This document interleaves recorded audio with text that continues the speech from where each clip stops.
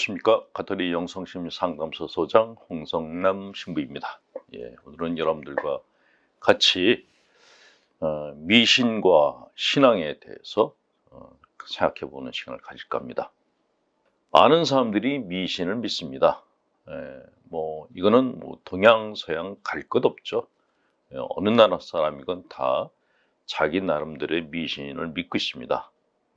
행운의 주문을 외우거나 아니면 영험한 것들을 만지거나 운동선수들 같은 경우에 징크스를 없애기 위해서 여러 가지 이렇게 미신적 행위를 하는 사람들이 있다고 하죠. 영국의 박물학자 길버트 화이트는 이미 200년 전에 미신에 대해서 이렇게 말을 했다고 합니다.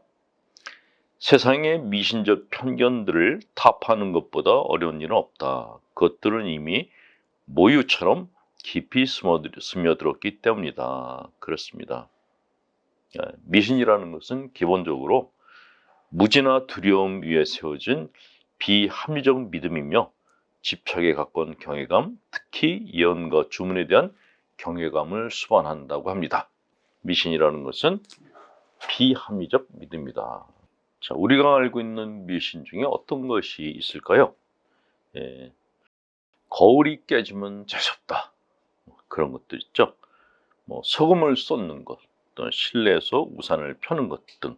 미국 사람들 중에서 절반가량이 미신을 안 믿는다고 그러면서도 이렇게 사다리 밑을 지나가는 것은 다 피한다고 합니다. 사다리 밑을 지나면 불운이 닥친다라는 것을 믿고 있다는 것이죠. 또 13일의 금요일에 관한 이야기는 서양 사람들 사이에서 널리 퍼져 있습니다. 13일의 금요일 날 불운이 찾아온다는 속설은 영국에서 처음 등장했다고 하는데, 이 13이라는 숫자는 예수님의 최후의 만찬에 초대된 손님의 숫자와 십자가 처형이 금요일에 일어났다는 성경적 사건들을 연관시켜서 만든 그런 미신적인 이야기다라고 이야기를 하죠. 그런데 이날에 대한 공포심은 서양 사람들 사이에 깊이 스며들어 있습니다. 그래서 나폴레옹, 처칠, 프랭클린 루즈벨트 대통령 이런 사람들도 실제로 그날 약속이 잡힌 거는 다 취소했다고 합니다. 근데 동양 사람들에게는 13일의 금요일은 별 의미가 없고 동양 사람들한테는 죽을 사자가 들어가는 그날들이 이렇게 불운한 날이라고 여기고 있죠. 그래서 엘리베이터를 타면은 4층을 4자로 안 쓰고 F라고 표기를 한 것이 바로 4자에 대한 불운한 미신 때문에 그런 것을 하는 것입니다.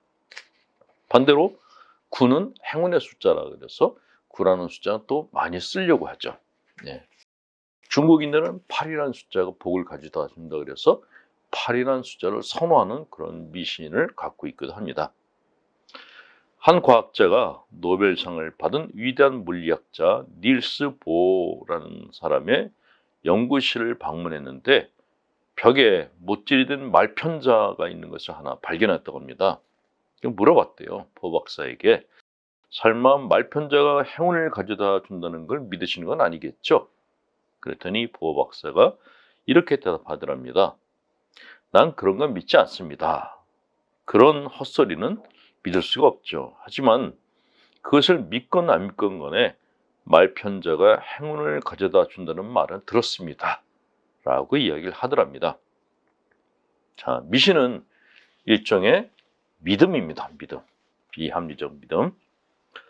그런데 이렇게 형성된 믿음은 끈질기게 지속되면서 웬만해서는 바뀌지 않는다고 합니다. 심리학자 프로이드는 이렇게 얘기했습니다.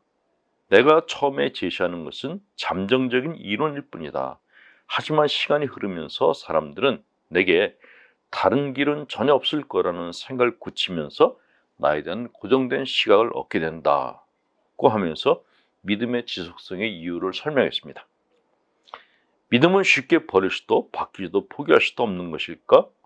이것은 진화론적으로 설명할 수 있다 합니다. 인간이 만일 초기 진화 과정에서 목숨을 부지하는 데 필요한 미신적 믿음들을 고수하지 않았다면 큰 어려움을 겪었을 것이라는 것이죠.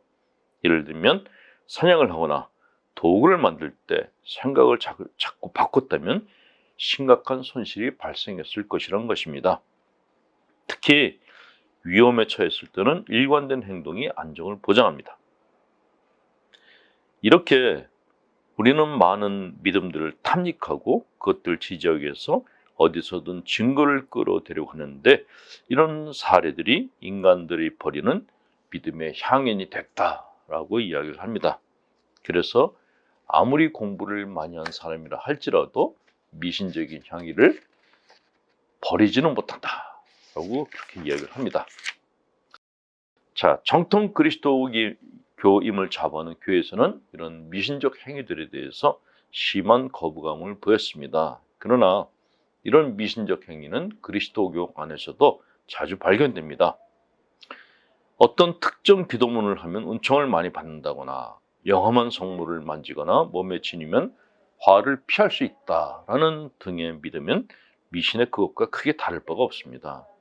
그래서 가톨릭 신자들은 안전을 구하고 화를 피하려는 마음으로 성물을 가지고 다니며 온몸에 부착하는 사람들도 있는 것이죠. 자, 이런 모습을 보고 개신교에서는 천주교인들이 우상숭배를 하고 있다라고 비난하는데, 개신교도 이런 미신적 기복사상에서 벗어나지는 못합니다. 목사님 중에 특정한 분이 하는 기도는 하나님께서 더 잘 들어주신다. 어떤 교회는 다른 교회보다 더 영험한 그런 기운이 있다라고 말하는 것들이 바로 기복신앙, 미신에서 비롯된 것입니다. 말 그대로 도찐 개찐 이런 것이죠. 자, 이런 미신적인 믿음은 정통신앙하고 구분하기가 참 어렵습니다. 그러나 일단 신앙이 약한 사람들, 불안이 심한 사람들은 미신적 기복신앙에 의존하는 것이 일종의 심리적 처방이 될 수 있다는 말씀을 드립니다. 문제는 이것이 지나쳐서 성수는 어느 방향으로 몇 번을 뿌려야 좋다든가, 기도는 어디서 해야 영험하다든가 하는 등의 생각을 하기 시작하면 자칫 신앙심이 아니라 정신적 문제가 발생할 수 있기 때문에 너무 거기에 빠져드는 것은 조심할 필요가 있다는 말씀을 드립니다.